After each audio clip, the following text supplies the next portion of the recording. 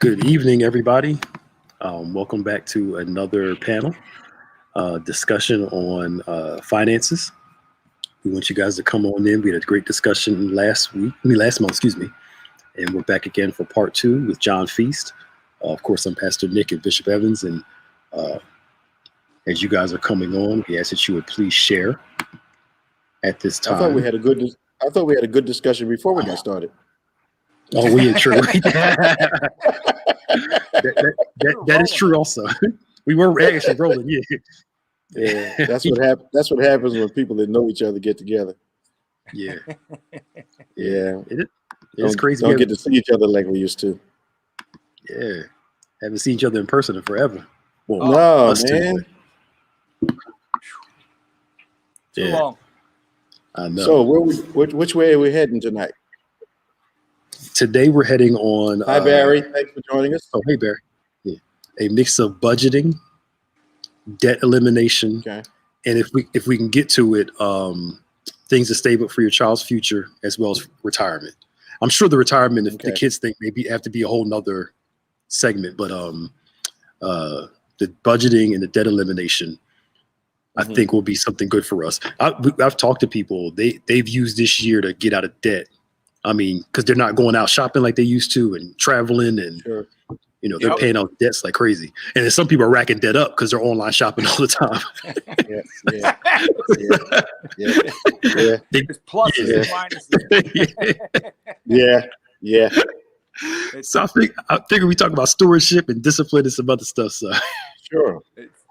Well, it's interesting you're saying that because that's what's happening. I mean, you have those that have lost jobs, which unfortunately they're racking up debt just to survive. Then you have a lot of people with savings and everything else because they literally, as you said, you're not going out to eat, to 3-4 nights a week that many people got accustomed to. You're trying not to run out to the stores all the time. I mean, let's face it, from a work perspective, everybody's working at home. You're not going out buying dress shirts and ties and everything else. So, yeah. I'm wondering if I've missed some stock tips based on the change in priority. What industry is really making it right now, and what's the next emerging industry that you think is good for investment? So what's starting to happen now is you're seeing this week, with a lot of the turnover, as interest rates start rising, there's been an extreme move in the treasuries. For example, this week, we were going from like 1.1, 1.2% to like hit intraday high of 1.6% today on the 10-year and closed down around 1.5. And that has an adverse effect immediately on technology stocks. But things like bank, financials, as the spread starts to widen with stock or bond yields, banks can start making more money because they've been lagging, and energy stocks have been taking off tremendously. So that's been an area that was very, very weak. People are starting to seek, some dividends at this point in time. So that's, and I would say technology may run some more. Right now, you got to scare, though, with the Treasury because the bond market in the past has always been ahead of the news that starts coming out with the Fed wanting to start raising rates and, maybe stop their bond buying to artificially keep rates low. But I think right now it's just a little – I don't think it's going to last too long, the bond yield run up. I think they'll pull back a little bit. Okay. Now what makes it run up and what makes them pull it back? Just the reaction of the market? Uh-oh. Did you freeze? Yeah, he's free. What makes the bond market? What makes the bond market surge, John, and what makes it pull back?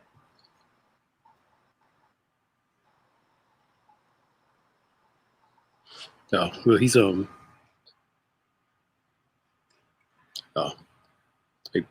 okay, so we'll. Am I feeding back through this mic? Okay. No.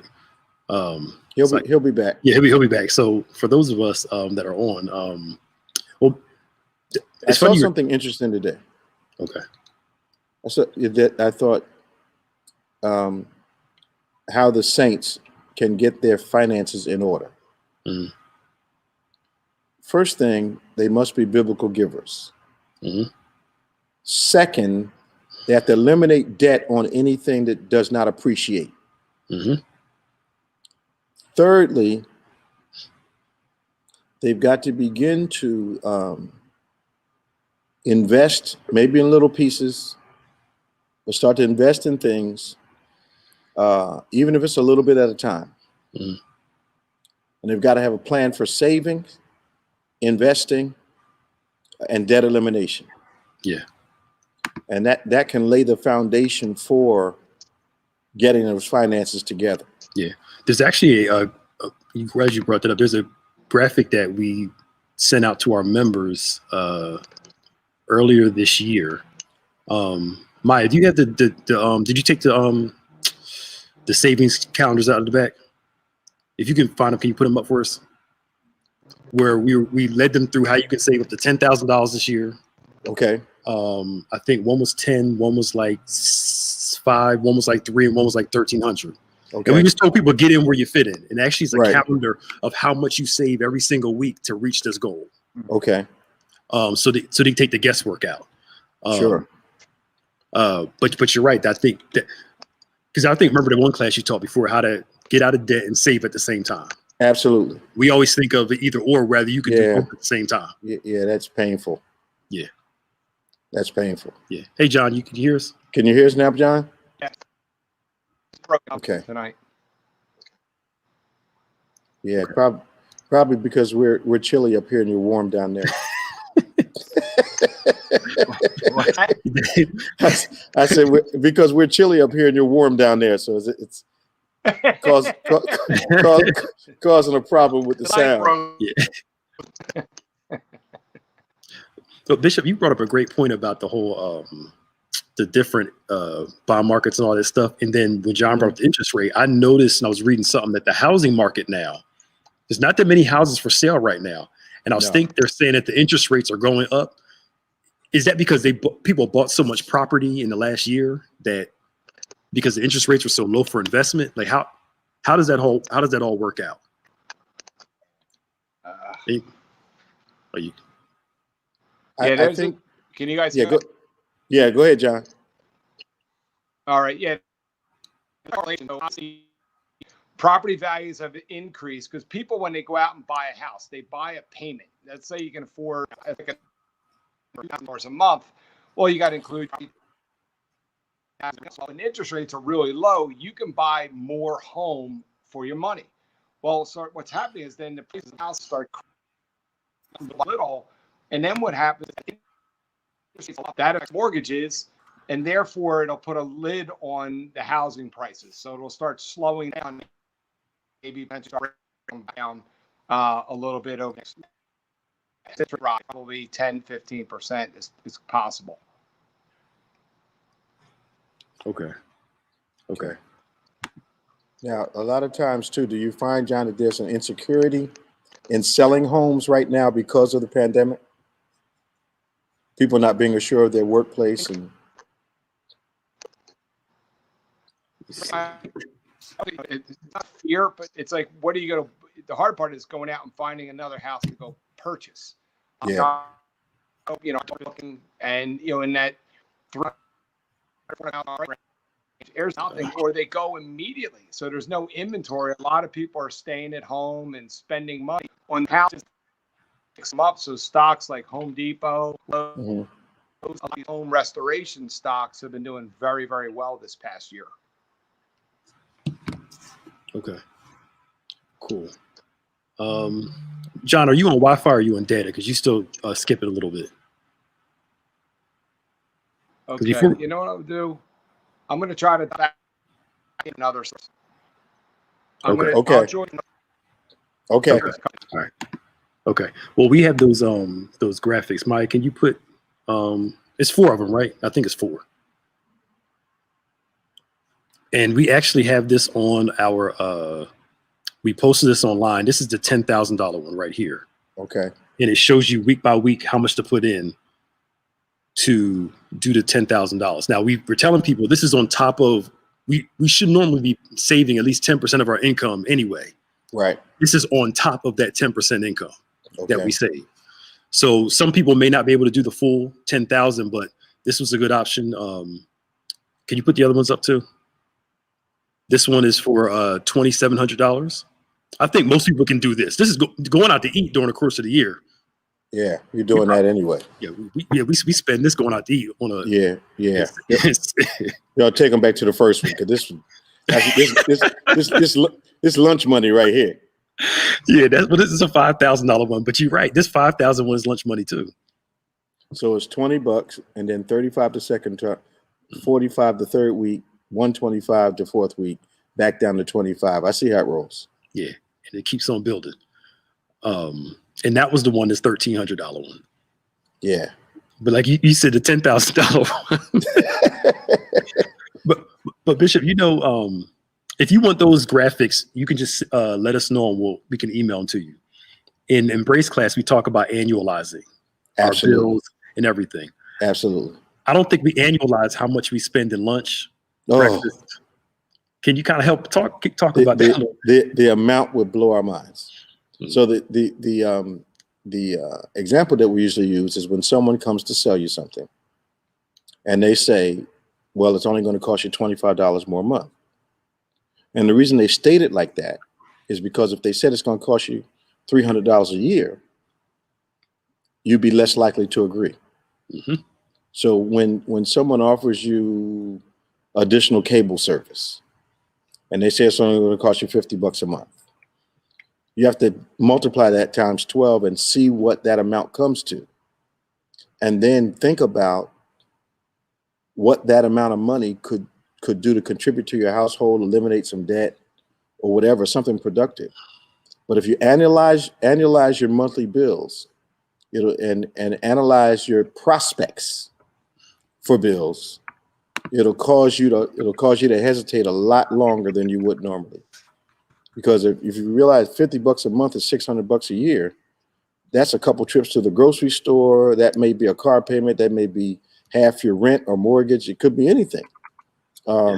So you got to annualize your expenses, especially the small ones that you're about to take on, and tell yourself, okay, do I need to buy this, or can I pay my car off early? Right. Yes. So we got annualizing your bills and your expenses. That's right. And this is the thing, y'all. If you haven't taken our Embrace class, we talk about a lot of this stuff in there. Yeah. And you want to really get into the Embrace class. What's the word we're looking for? Annualize your bills. People don't think about, like you said, the small stuff, lunch. Mm-hmm. If lunch ain't costing like $5 like it used to, it's chips in the No. Lunch is $25 now. Yeah, and that's every time you go out. Mm-hmm. Yeah, and like, sorry, go ahead, Bishop. No, so you figure you're spending $25 a day for lunch. That's $125 a week. Just for lunch at work. Yep. Mm-hmm. And what would it cost you to take your lunch? Yep. Maybe what? $40? Mm-hmm. $50. So you immediately save $75 a week. Yep. Add that times 52. Mm-hmm. Exactly. And that becomes real money. Absolutely. And the other crazy thing is, so we'll go out in the morning and get a bagel that costs us $3 with cream cheese instead of going to the store. The whole bag of 6 costs $3. That's right. That's right. But it's that convenience, but it gives us a little fiscal insanity. Okay. And then we'll actually complain about not having money. Right. When it could cost me $35 a week for lunch and I'm spending $125. And that's not even talking about going out for lunch on Saturday and maybe after church on Sunday. Oh yeah. After church meal is something. Oh man. And that's more than $25. I know that's right. So it's worth thinking about, you all. Yeah. And I think, and Jesus spends a lot of time in the Gospels talking about stewardship, management. And what Luke, he says, if you can't be faithful in what belongs to somebody else in small matters like money, how could you be trusted with the true riches? True riches, which is souls. Yeah. Yes, sir. the true riches to God is not money. No, it's souls. It's souls. Money's just a test. Yeah. If you can manage money well, I can trust you with these bigger things. That's right. So we got annualizing your bills. We talk about we buy what we want and beg for what we need. Absolutely. That hurt my feelings the first time he said that. But we do. We do. We'll take a trip and then have to borrow money for food. Yes. That's another thing. You teach us that if you got to go to a vacation with a credit card, you cannot afford to go away. Yeah, you can't go. You can't afford. Because you won't be able to afford to live when you get back. Absolutely. So we got annualizing your bills, budgeting. Mm-hmm. See if he's back. Budgeting, buying what you want, begging for what you need. Mm-hmm. Another thing there's just for the debt elimination thing. I like how there are two ways you can take care of it, depending on the person's psyche. Yep. One is called the Debt Snowball. Mm-hmm. And that's where you pay your lowest balance off first. Yep. Get some momentum going. Yep. Get some momentum going and keep it going. The debt avalanche is the one with your highest interest rate. Yep. Okay. Hey, John. Hello. It was that pool. Brutal. I made it. Good. All right. So I heard we were talking about debt, right? I was trying to listen. Yeah. We go ahead, Pastor Nick. Yeah, we were just talking about either the debt snowball method or the debt avalanche method, depending on the person's psyche and what they can manage.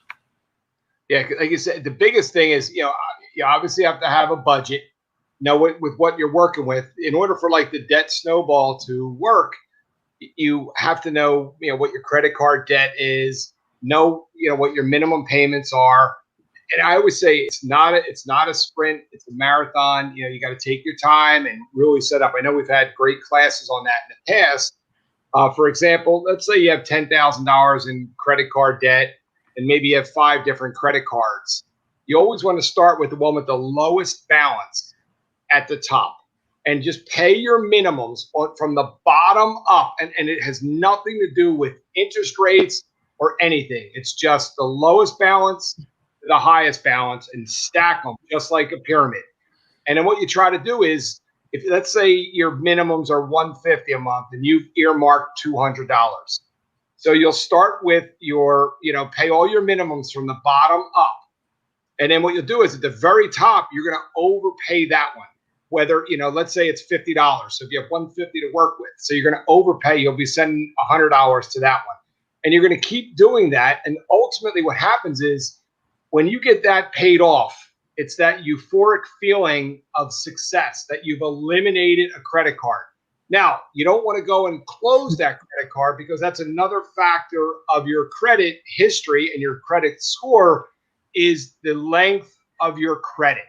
So what happens is you finish that, set it aside. I tell people, put it away. Like, do not keep it in your wallet. Get it out of your wallet so that you know that you're not going to start, using it again. And once you accomplish it, then you go on to your second one and third one. Again, I always encourage people to only have a couple credit cards so you don't get yourself in debt. But I always look at the credit cards. Yeah, they're evil. It happens and things happen. It's a couple $100 at a time. Oh, it's only $200, and then it's $300, and then all of a sudden you're at $500, and you can't pay it because you only have $200 to work with of discretionary income. Yeah.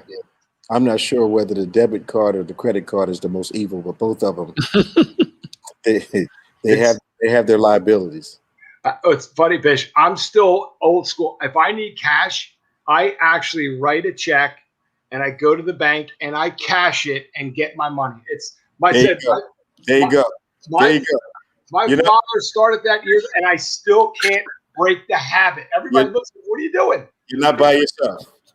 See, but isn't it great? Because then when you're running low, you've got to make yourself go to the bank and cash another check, and it really holds you accountable for your cash. And I also was watching this documentary on a thief who now works for the FBI, and he says he does not use debit cards because debit card makes all your information available. Where credit cards, if something does go wrong, the company's eligible for the debt.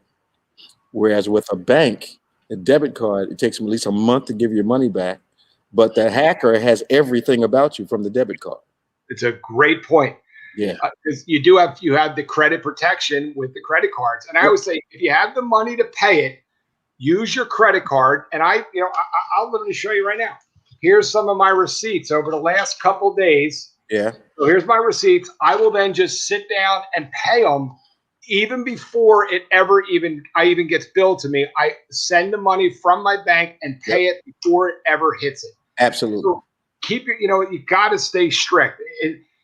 It's not your fault. I said these things happen.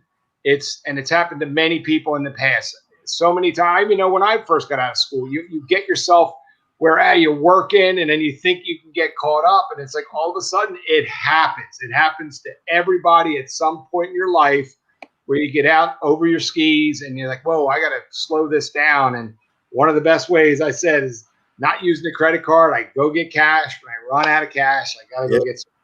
I pay cash for stuff. I don't own a debit card. I don't own. Well, do you notice when you go to a store, most people don't even know how to give you. They don't know how to give you change. No. Especially if something's like $92.12, and you hand them 102 or 103. They're like, wait, what do I do with that? It's actually it's a shame. It's funny. funny. I'm like, it's like it's on the register, like it's telling you how much change to give us. But it's a shame because so many people are quick to run those credit cards and just not enough, cash transactions. Yeah. So I'm old school. I'll stay that way. Absolutely. I'm with you. Good. Air 5. Us young folk know who to go to when we need cash. That's yeah. That's something. So John, yes. Question for you. Last time we were talking about investing, and I sent you a text message because I had a question in my mind. If you're going to online invest, do you want an established company as well as one of the percentage investment apps? Do you want both kinds? As far as like the big name, like Ameritrades? Ameritrade and a Acorn. Do you want both of those? You could. I would say it really depends on the level that you're looking for. So if you're looking more for some advice, some of the bigger ones will provide it, like an Acorn and things like that. You're going to be pretty much on your own as far as your investment choices, investment styles, risk tolerance. Whereas when you go with like an Ameritrade or a Schwab or E-Trade, or ultimately when you get to us, like Wells Fargo, you're actually sitting with somebody and they're understanding what your needs are and creating a solution for what's best for you. And that's why a lot of times, we never really get into individual things on the radio show. Number one, I always say most of the things that I recommend, it's based on my opinion. It's not the sentiment of Wells Fargo necessarily, but we don't, because what might be right for the two of you may be inappropriate for somebody else. So these things are more talking generalities, ideas, but that's a great point. So there's nothing wrong with having a couple different sources of having your money, like the Acorn, just you're kind of on your own. And then if you want to try to work with a professional as well. So where's Fargo sit in that lexicon of advice? So Wells Fargo, we're more of like that full service. We're in, sitting down with individuals and doing like a full financial plan. People are talking about, college planning, wealth transfer, the sale of businesses. We've been very, intricate part of helping people sell their businesses and the proper way of going about it. Because there's a lot of ways that you can save yourself some tax money if you do things properly. So we're kind of, we have a lot of different areas of Wells Fargo. Like we have Wells Trade that people can do it themselves. And then we have our side, which is the full service, sit down and go over a full blown comprehensive financial plan. So you're on the wealth management side. Yes. Yeah. Okay. We're on what we call the private client group. Right. Right. I have a question. Thinking about retirement. So somebody like me that's under 40, I read something years ago that if somebody doesn't start investing in retirement between 30 and 40, the amount of money they lose out on long term is huge.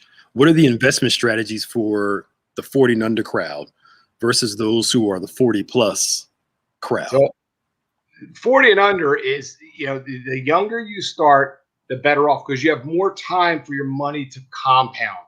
So, all of a sudden, if you have 50,000 and, let's say you're earning 8% a year, well, you divide 8 into 72. The rule of 72 is you take 8 and you divide that into 8. You have 9 years. So in 9 years, your money can double. So if you do the math, if you start it when you're 30 and in 9 years, all of a sudden you have 50. In 9 more years, you've got 100. Then your 100 becomes 200.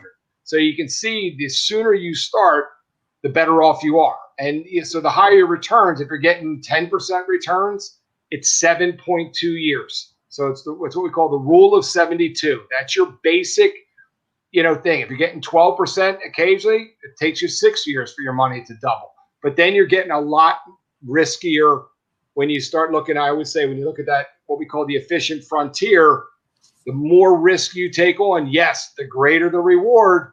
But on a day like today, when the market's down, 3.5% in the NASDAQ, you're going to feel it. So you have to be very careful. Make sure you can tolerate, as I'll call it, pain. If you don't sell, it's not a loss. It's when you sell at the bottom is where you have a problem. And some people have a hard time selling when it goes up too. You got to learn to take, some profits off the table and go buy something that's undervalued. So in times like this, I've heard the philosophy when times get hard, just keep your retirement the same. Don't change anything. Is that going? If you can afford it, increase okay. what you're investing. Because I'm telling you, when the markets are down, that's when you want to put in as much as you possibly can. Yeah. The theory is if you keep buying all the time with your retirement funds, like when you're getting paid your 401ks, your 457s, your 403bs, your dollar cost averaging. So yes, you are buying when it's going up, but when it's going down, if you can afford to increase it, you want to try to increase it, even if it's 1% over time. So if you get a raise at a job, if you lived on your budget in this last 12 months on that same budget, take that money and tweak your retirement account to put more money away. Because if it never hits your bank account, you won't miss it. And I'm telling you, that's the best way to build wealth is when it never, ever hits your hands. Basically saying don't trust yourself. Hey, look, if you have spare money in your account, what are you doing? You're going to find something. Nobody's going, I'm going to go take this extra money and put it into something.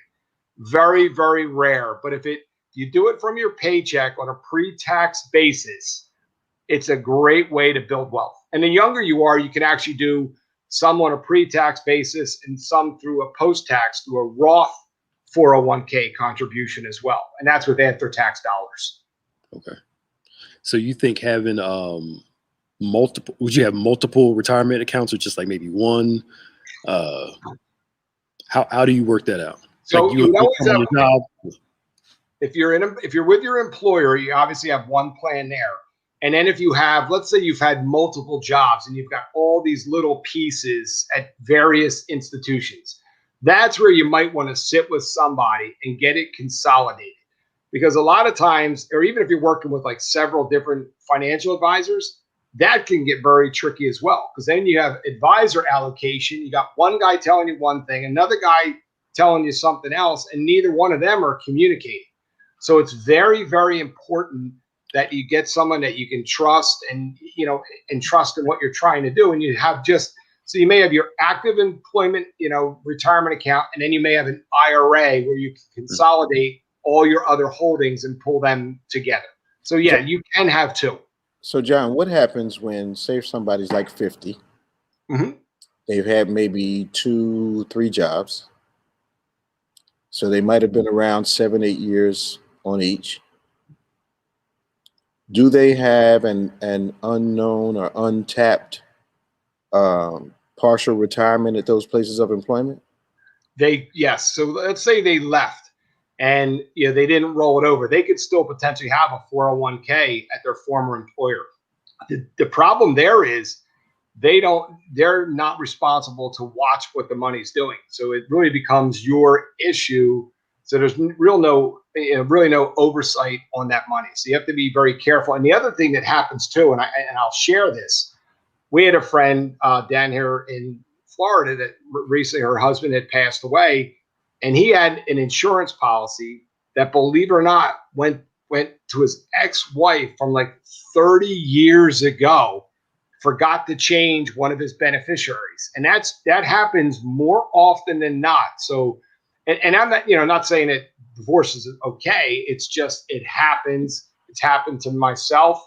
And you always want to go back. And that's why when people come into me, I'll ask them, have you updated all your beneficiaries? And it's just a good habit and a good practice. So if you're listening tonight, go out there. And if you had an old plan and maybe you left it to your mother or your father or your brother when you were younger, and now all of a sudden you have a significant other and you didn't add them. So you need to really take a look at those. I know we got off on a different subject, but it's a very, very important topic because I've seen it happen so many times where you thought money was going to go to somebody, it actually went to somebody else, and that's a sad situation. So how does someone on the call backtrack and see if there is some kind of retirement that they have not rolled over? So, they could obviously reach out to like an HR of a former employer, okay, and say, who is the plan administrator? Because even if they've changed, let's say from Fidelity to Vanguard, your money has to go with it no matter what, because it all moves together. So you could potentially have a retirement, and most people know whether or not they were contributing when they look at their paychecks to see if they were all along. But it happens many, many times that individuals will have an old, 401k that they forgot all about. And, all of a sudden they could have a significant amount of money out there. I can see that. Yeah. Yeah. So I think some people can appreciate that. Yeah. Yeah. It's something that you really want to take a look at. Go back and think, hey, was I contributing? Even sometimes, I did it when I first, got out of school. I had stock in, a trucking company. I didn't even know I had. All of a sudden, they tracked me down like 6 years later, and I mailed a random stock certificate. I didn't even know I had it. So there's things that happen when when you're young. I always say young and dumb. We're learning. It's a learning curve. It's a process, and by making mistakes, it makes us better at everything we do. By falling down, brushing yourself off, getting back up, that makes you, stronger. And, again, we've all made the financial mistakes. Credit cards, the biggest issue.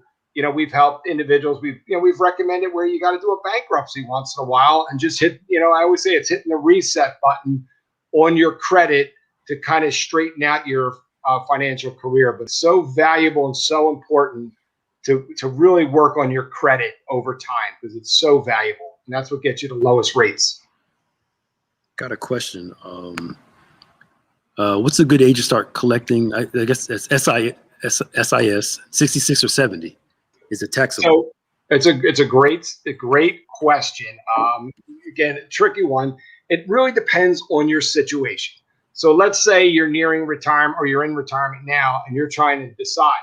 If you need the income, you're taking it now at 66, and let's pick some random numbers. Let's say you get $2,000 if you take it at 66.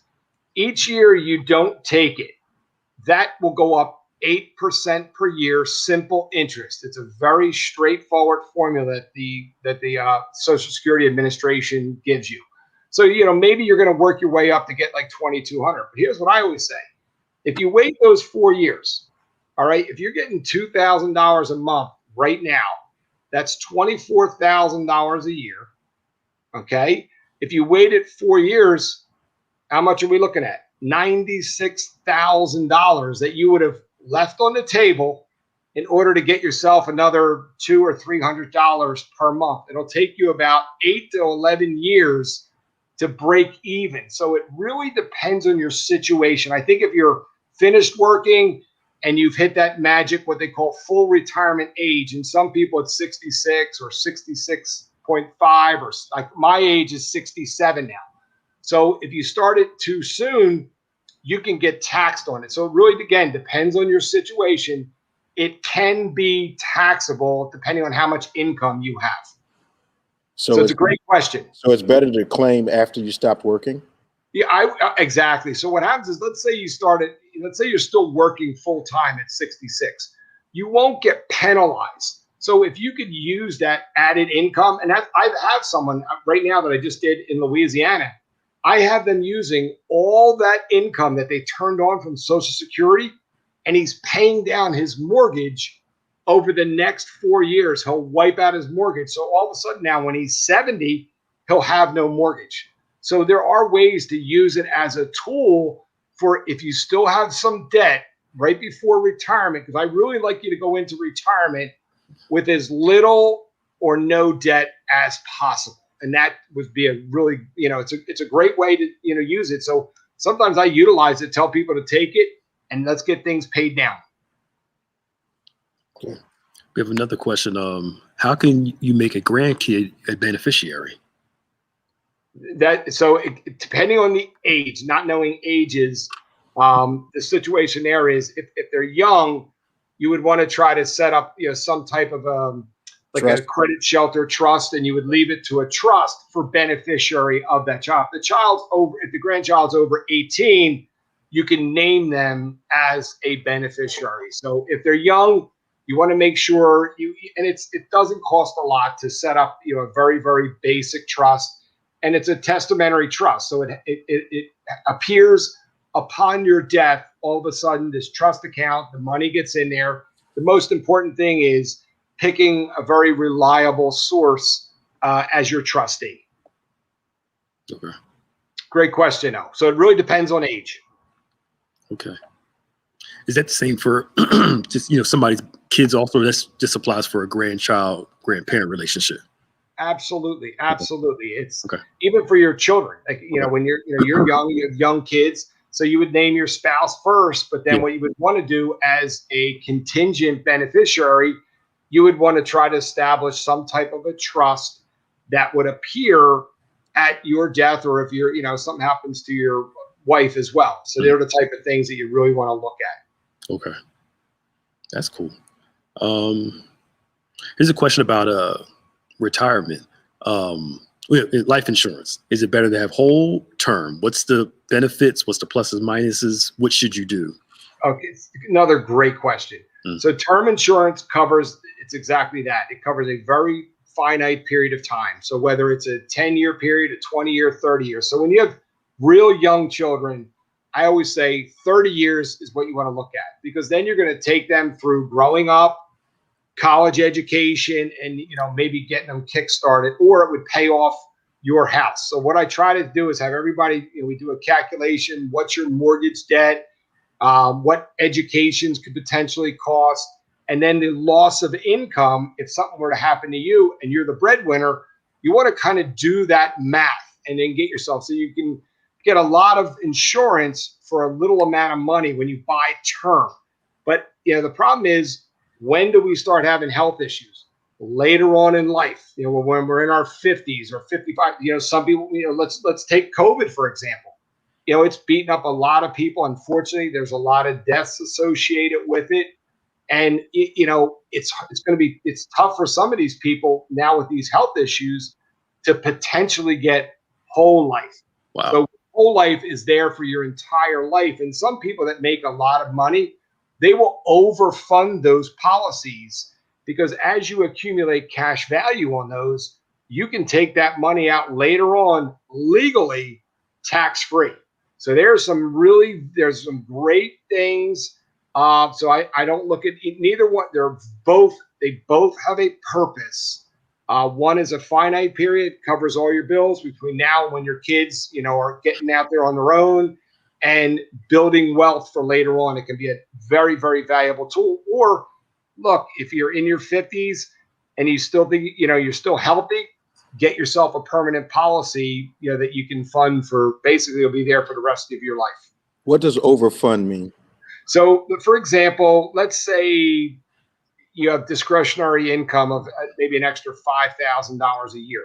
So you can put that money into a life insurance policy. And what you're trying to do is you're not so much solving for death benefit. You're solving for as little death benefit as you can. Like where term, you want to buy as much as you can for a certain amount of money. With whole life, you're looking to try to potentially buy as little life insurance and use it for cash value for later on. So you're basically overfunding. You're putting in more money than you really need for the life insurance. And then you got to watch, because there are rules with some of that. I don't want to get into the weeds, where we start what they can call a modified endowment contract. So it disallows some of the tax-free portion of it. So that's a whole nother topic. Life insurance, you can get really, really deep, because it's a great tool. It can be very, very valuable. At very least, though, I love to see everybody at least get term insurance, no matter what. I mean, we've had situations with individuals just from the church, where and I won't say on air, but a young guy in his mid 30s got killed many years ago, and left his wife with, at the time, child, and no life insurance. He's like, I don't need it. Well, guess what? As soon as you're married and you have a house and you have a child, it's not about you. Yeah. It's about the people you leave behind. It's your love. You do it for them. It's not for you. Yeah. Whereas whole life is for you. Do you think that term is a good tool for estates and satisfying debts and those type of things, and whole life is more towards trying to build some tax-free money up? Correct. Okay. Yeah. Okay. Okay. That was the basic shit. Yeah. Okay. It's the way rich people save more money, right? Well, the good thing too is, though, look, and if something were to happen to you, God forbid, along the way, that goes to your heirs tax-free also. So look, you pay so much in taxes each and every year. I mean, you think about your paycheck. I mean, it's just dwindled down to nothing. And then you forget it's the real estate taxes and the sales taxes. I mean, there's a lot of taxes. So this helps replace some of that money, that unfortunately gets used up to those sources. Yeah. Somebody asked, I know some people that do this. Is it good to have both term and whole working at the same time? Absolutely. Oops. It's a great question, and we have many clients that have both. It's a good, habit to get into. Again, cover all your debts, and when the term's done, when the term is finished, it's finished. You don't have to worry about that anymore, because now you're going to work on any money that you were putting into the term. Just throw that into your whole life policy. So it's a great vehicle. Cool. Somebody had a question about reverse mortgage on there. Oh yeah. All right. What do you think about a reverse mortgage? I think they can be a very, very valuable tool. Matter of fact, I had a client, someone called me today and was asking about that already. And what that's very good for, let's say maybe you don't have as much money put away. Most individuals, when they get to, let's say 60, the only reason I'm saying this, I had to take a class today on this. So at age 64, 55% of your wealth is tied up in your house.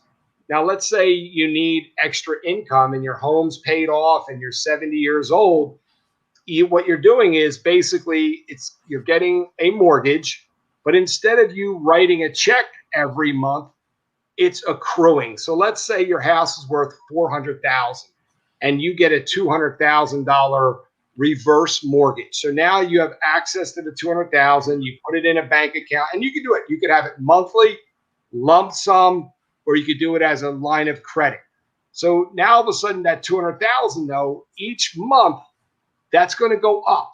So let's say you live 10 years and all of a sudden you owe $300,000 on your house. It's still worth $400,000, but you got the access to that $200,000 all along the way, and maybe you still have some of that left over. So now your heirs would sell the house, keep the $100,000. If they sell it for $400,000, and you pay it off at $300,000, so you're not making a mortgage payment anymore. You still have to pay your taxes and all the upkeep on the property, but you're accessing, especially if that's your number one biggest asset is your house.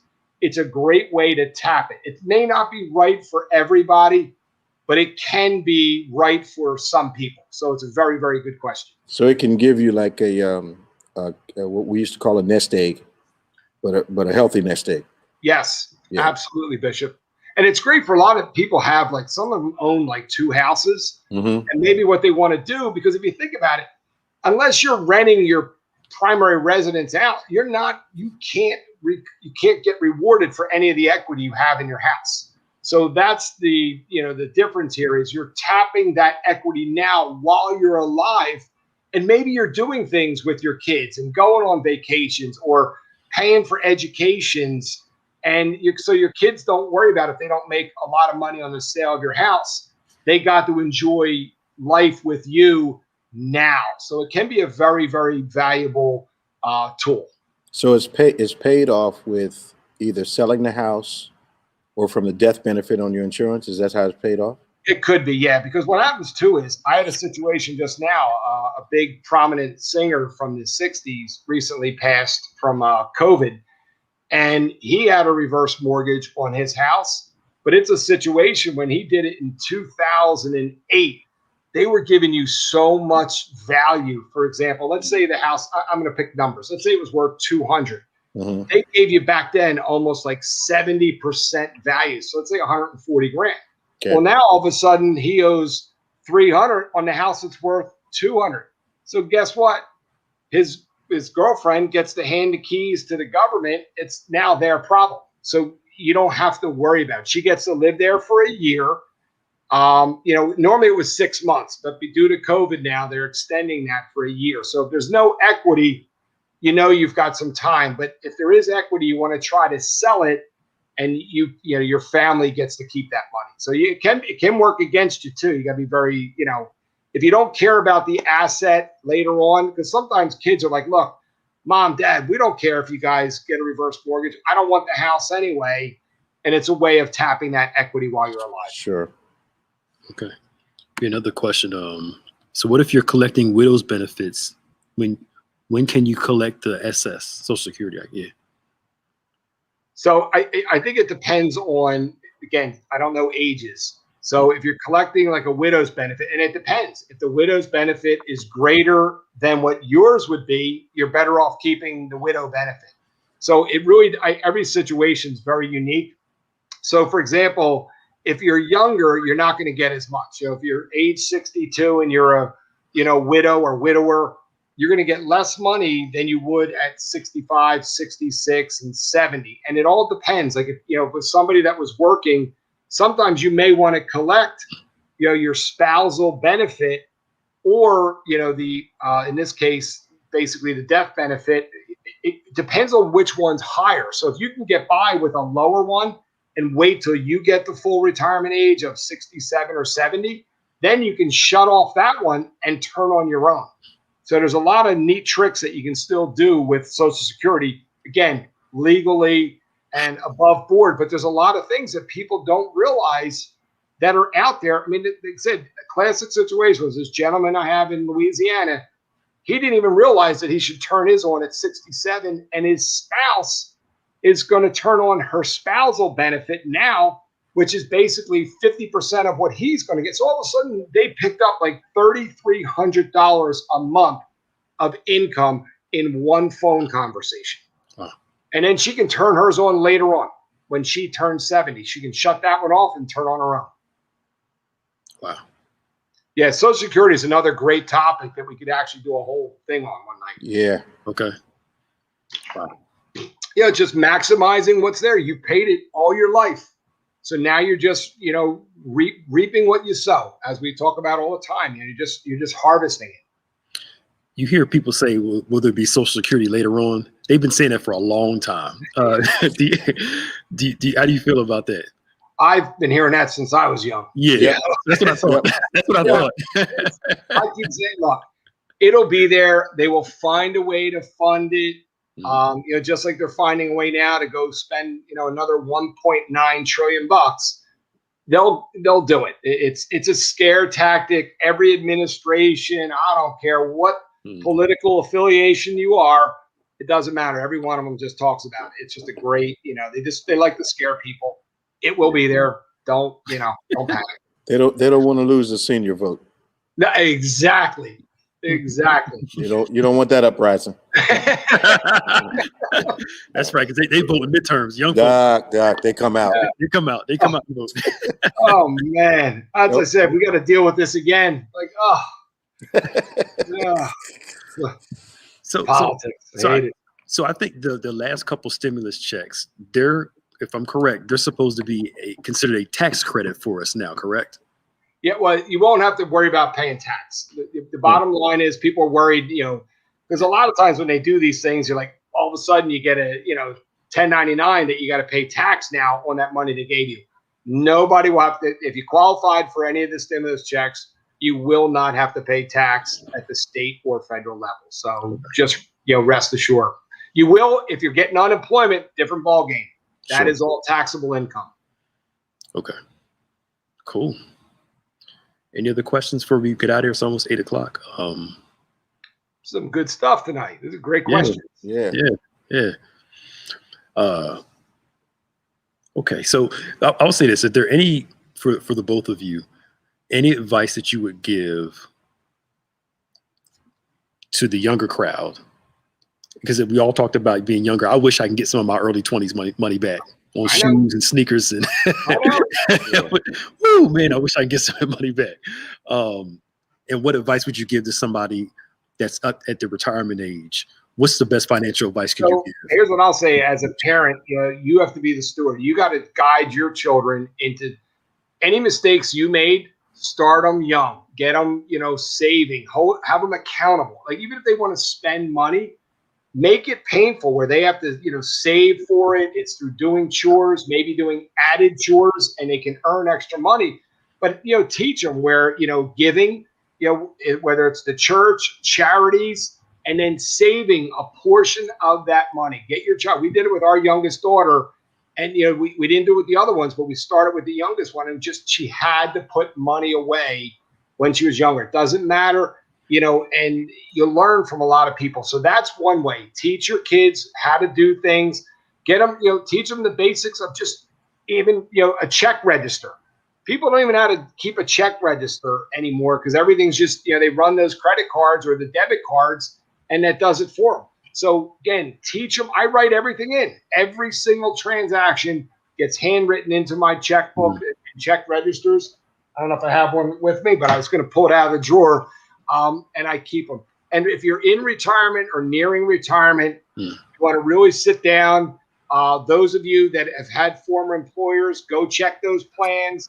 Make sure you have your beneficiaries updated. If you're heading into retirement, give us a call. We'll be more than happy to sit with you, talk about Social Security. Where do you get you want to have very tax efficient income when you're in retirement. And that's one of the things that we get into is making sure, you're not paying more taxes than you absolutely have to. Cool. Start young though. The younger you are, the better off you're going to be. Yeah. Well, I know my son, we have a savings for him and he broke something in the house. And I said, you're going to learn something now. You owe us X amount of dollars. And made him go get the money. And he gave us the money, and we put it away for him. Oh yeah. So he can work to get the money back. But I'm like, you're going to learn early. You break stuff around here, you're going to learn what it's like. But we, I love it. But great. Okay, yeah, it's good.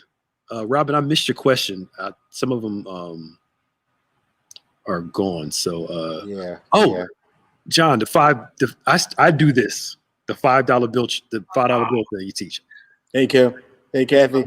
Yeah, hey, Kathy. I'll never forget when we first started talking about it. I was joking, but I would do it every year. So I would go into Wawa, and no matter what, I would never have $2 on me for coffee. So I'd always give them a 10 or whatever. Every time I got a $5 bill, I would just take it and put it in my pocket. every day when I would go home, I would take that 5 and put it in an envelope. Oh, yeah. And then throughout the year, I did it every single month. And then Oh, all yeah. of a sudden, you're accumulating, Yes, sir. maybe $100 times $12. Guess what? 12 Yes, months, sir. you got $800-900. That was our Christmas money every year. When we were first starting out, I had barely any money, getting by. You're learning. When I got divorced, you're starting over and you learn these little tricks because we're like, hey, this way we know. And when all the money was spent, Christmas shopping was over that year. And you learn these type of tricks. And it's whatever. It could be $1, it could be $10, whatever it is you decide. Just it's a great little way to set some money aside. It's a trick that's worked for years, and I talk about it almost every seminar because it's kind of fun. Now, unfortunately, a lot of people have the Wawa app, which it's easy to do on your phone. So, but in the old days when you used cash, it was a lot easier. Yeah. Well, I think they used to call them Christmas clubs. Yes. Yeah. Remember those when we were little? Oh, yeah. To the bank. Vacation clubs, and when you took the vacation, you had the money, and it is. And I wish more of that was around today. I really do. I mean, I know the savings rates are low, but they weren't even that high on those back then. It's more of getting in the habit of putting it away. And think about if everybody did that. If you wanted to take a vacation, let's say a year from now, if you just started budgeting and just now you can pay cash for your vacation. Yes, if you put it on a credit card, that's fine, but then you can pay it right off. Sure. And, because I always say there's some, benefits of having a credit card, like Bishop said. God forbid something gets compromised. You call the credit card company and they're going to help you through the issue, and your bank account's not going to be all tied up. Yeah. So that was a great point. Yeah, I do that with my coin. I still save coins. My grandma taught me that when I was younger. Yeah. And I'm like, by the end of the year, you got $600 worth of coins. Yeah, man. Back in the day, man. And then you may have a diamond in the rough in there. Right. You could have buffalo head. You could have, Indian head. Yeah. You never know. Yeah, let's say I'm glad for the coin counter because back in the day, your fingers hurt from putting all the paper in the paper. I use the credit union, the police and fire credit union, and they still have the old, where you can pour the money in. I love it, because TD Bank, they stopped doing it because they had some counting errors. Yeah, that's like you like to call accounting errors. That's a good way. Counting errors. Miscalculation. Any advice on gathering gold and silver these days? Any suggestions? So again, what's nice about those, it's an asset class. It's something that you can see, touch, and feel. We've had that discussion. We were talking about Bitcoin, which is crazy. Nobody really understands what it is. And a lot of people don't realize how much energy is exerted to run the machine, the algorithms and everything else. So I said, you got people that are touting, all this, the tree hugging and things like that, but yet they're out there using Bitcoin, which you can't just pick it up and have a physical presence, which gold and silver, at least you always know what it's worth and everything else. Right now, it's been falling a little bit in value, which could make it, kind of attractive. I personally like silver because there's uses for it in manufacturing and everything else. So when I look at things from that aspect, from an investment aspect, personally, I would accumulate silver, and that's just my take on things because gold is really not used in many manufacturing pieces. All right, we got to try to get these last couple questions in real quick. I have a paper stock certificates. What's the best thing to do? Hold on to it or cash it in? Barry, so it again depends on what the shares are, because a lot of times if you hold it, let's say at a firm, there's no charge. Like we have a lot of individuals that bring in their stock certificates. So instead of holding the certificate, you're holding it in what we call street name.